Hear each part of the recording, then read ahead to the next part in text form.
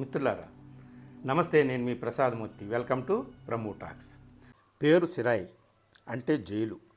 ఈ cinema Telugu డబ్బింగ్తో G5 ఓటీటీలో అందుబాటులోకి వచ్చింది. ఈ సినిమా చూసిన తర్వాత కళ్ళ మీదే కాదు, గుండె మీద కూడా కన్నీటి పొర కప్పిన అనుభవం కలిగింది.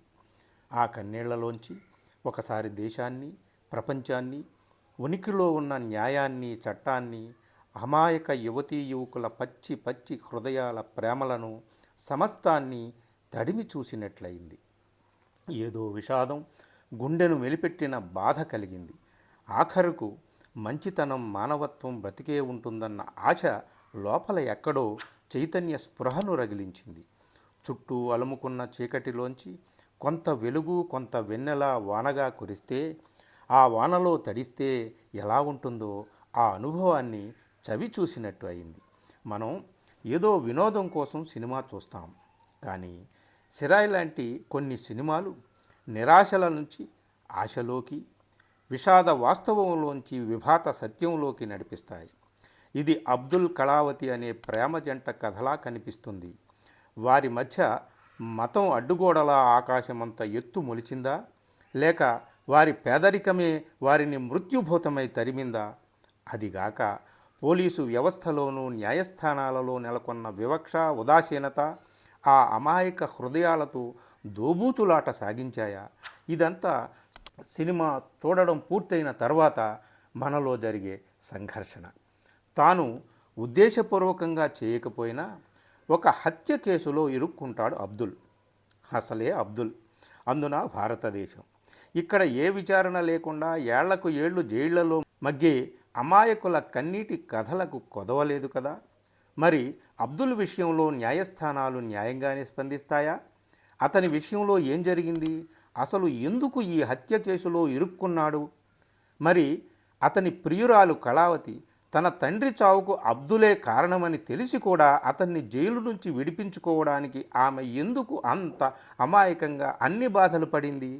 ఇదంతా సినిమా చూస్తూ కథ తిరిగిన మలుపు మలుపులోనూ మనం కన్నీళ్లలో తడిసిపోతూ ఎక్కడ ఊపిరి బిగబట్టామో, ఎక్కడ ఊపిరి వదులుతున్నామో తెలియక అలా ఉండిపోతాం చివరి వరకు. సినిమా మతానికి, కులానికి, పేదరికానికి ముడిపడిన ప్రేమ కథలా ఒకవైపు కనిపిస్తుంది. మరోవైపు పోలీసులైనా, న్యాయమూర్తులైనా వారు మానవ మాతృలే, వారికి హృదయం ఉంటుందని చెప్పడానికి ఈ సినిమా తీశారా అనిపిస్తుంది. హెడ్ కానిస్టేబుల్గా పనిచేస్తున్న శ్రీనివాస్ అనే వ్యక్తి తన డ్యూటీలో భాగంగా అబ్దుల్ పట్ల మానవత్వంతో వ్యవహరించి ఎన్ని చిక్కులు తెచ్చుకుంటాడు. ఈ సినిమా చూసినప్పుడు మనం కూడా అతని పట్ల సానుభూతితో నలిగిపోతాం. కానీ శ్రీనివాస్ చివరి వరకు నిజాయితీగా తనలో మానవత్వాన్ని నిలబెట్టుకుంటాడా? ఉనికిలో ఉన్న చట్టాలను, న్యాయ సూత్రాలను అబ్దుల్ పట్ల మానవీయ దృక్కోణంలో స్పందించేటట్టు ఈ పోలీసు ఏం చేస్తాడు? ఇదంతా కథలో భాగంగా మనం చూస్తాం. అబ్దుల్ కథ చూస్తున్నంతసేపు ఈ దేశంలో ఉమర్ ఖలీద్ లాంటి అమాయకులైన యువతీ యువకులు ఎలాంటి విచారణ లేకుండా ఏళ్ల తరబడి జైళ్లలో ఉంటున్న వాస్తవం మనల్ని కలచివేస్తుంది. సినిమాలో అబ్దుల్కు న్యాయం అందుతున్నట్టే అంది మళ్ళీ అంతలోనే వెనక్కిపోతూ మన వ్యవస్థలో నెలకొన్న అవస్థ, అవ్యవస్థ అంతా మనకు కళ్ళకు కట్టిస్తాడు డైరెక్టర్ సురేష్ రాజకుమారి. అడుగడుగున ఉత్కంఠభరితమైన సన్నివేశాలు, దృశ్యాలు, సంభాషణలు, హృదయాన్ని పట్టి మెలిపెట్టే పాటలు మనల్ని మంత్రముగ్ధుల్ని చేస్తాయి.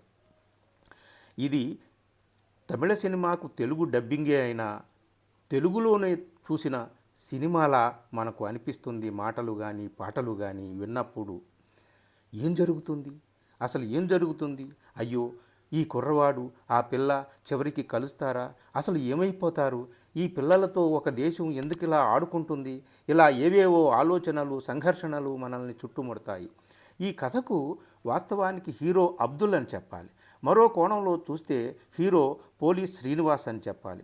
అసలు వీరిద్దరూ కాదు, డైరెక్టరే అసలు హీరో అని కూడా చెప్పాలి. ఆఖరి అరగంట మనం ఊపిరి ఎక్కడ బిగబట్టామో, ఆ చివరి నిమిషంలో ఆ ఊపిరి ఎంత శబ్దం చేస్తూ బయటకు వచ్చిందో మనకే ఆశ్చర్యం కలుగుతుంది. ఆఖరి నిమిషం వరకు ఈ పిచ్చి పిల్లలిద్దరూ ఈ లోకంలోనే కలుసుకుంటారా లేక పైలోకంలో కలుసుకుంటారా? ఇలాంటి తికమక సందేహంలో విషాదంలో మన ప్రాణాలు కొట్టుకుంటాయండి.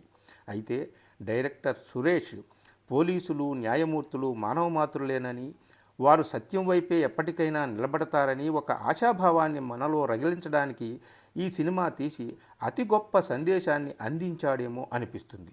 మొత్తానికి సిరాయి సినిమా ఒక సాలిడ్ స్క్రీన్ ప్లేతో ఎఫెక్టివ్ ఎగ్జిక్యూషన్తో మనల్ని క్షణక్షణం కట్టిపడేసిన క్రైమ్ డ్రామాలా సాగి ప్రేమ విషాదమా ప్రేమ అజేయమా అన్న విషయంలో ఒక తీర్పును ఇచ్చే సినిమాగా మారి న్యాయం న్యాయం వైపే ఉంటుందా లేక అన్యాయమే న్యాయంగా చలామణి అవుతున్న కఠిన వాస్తవాన్ని మనకు నూరిపోసే ట్రాజిక్ మూవీలా ఎండవుతుందా?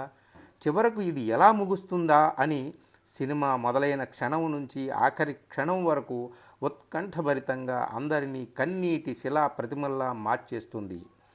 పోలీస్ పాత్రలో ప్రముఖ తమిళ హీరో శివాజీ గణేశన్ మనవడు, తమిళ హీరో ప్రభు కుమారుడు విక్రమ్ ప్రభు తన సహజమైన నటనతో అతనే ఈ సినిమాకి హీరో అనిపించేలా మన హృదయాలను దోచుకుంటాడు. ఇది అతని 25వ సినిమా కావడం విశేషం. కాదు ఇది నా సినిమా అని అబ్దుల్ పాత్రలో అక్షయ్ కుమార్ అరిచి చెబుతున్నట్టుగా మనకు అనిపిస్తుంది. నిజమే అని కూడా మనం అనుకుంటాం. మరి మీరు నన్ను మరిచిపోతే ఎట్లా అని ఈ సినిమాలో కళావతి పాత్రలో ఉన్న అనిష్మా అనిల్ కుమార్ తన అమాయకపు కళ్ళలోని కన్నీటితో మనల్ని చూస్తుంది. పోలీస్ స్టేషన్ దృశ్యాలు, సినిమా ముందుకు వెనక్కు నడుస్తున్న ఫ్లాష్ బ్యాక్ కథనాలు, ఎమోషనల్ ఘట్టాలు, ఆఖరి క్షణం వరకు సస్పెన్స్తో సాగిన క్లైమాక్స్ మొత్తం సినిమాని ఒక పీక్స్కు తీసుకువెళ్తాయి. సినిమా స్లోగా మొదలై మనల్ని నెమ్మదిగా ఆ కథలోకి లాగేసుకుని మలుపులో ఆ పాత్రలన్నీ మనల్ని వాటేసుకుని తమ కథ చెబుతున్నట్టుగా అనిపించి మంచి సినిమా చూశామన్న ఫీలింగు మనకు మిగులుస్తుంది ఈ సినిమా. చివరిగా ఏం చెప్పాలి? మీరు తప్పనిసరిగా ఈ సినిమా చూడండి అని మాత్రమే కాదు, తప్పకుండా చూసి తీరాలి అని చెప్తున్నాను. కథను నడిపించిన తీరు, మనుషులలో మానవత్వం ఎప్పటికీ బతికే ఉంటుంది అన్న గొప్ప ఆశాభావం ఈ సినిమాని వాస్తవంతో కలిసిన అద్భుతంగా నిలబెడుతుంది. వెంటనే చూస్తారు కదూ, G5లో ఉంది. సినిమా పేరు సిరాయి. ఈ సినిమా చూశాక ప్రేమకు ఓటేస్తారు. మతానికి, కులానికి, డబ్బుకి, భాషకి, ప్రాంతానికి కాదు. మనమంతా మనుషులురా, ముందు మనుషుల్లా ప్రేమించుకుందాం అని మీరు కూడా అంటారు. అమాయకులైన యువతీ యువకులు జైళ్లలో కాదు, వారు ఊహించుకున్న ఊహల్లో నిర్మించుకున్న ప్రేమ గుడుల్లో ఉండాలని మీరు కూడా న్యాయమూర్తుల్లా తీర్మానిస్తారు. తప్పక చూడండి.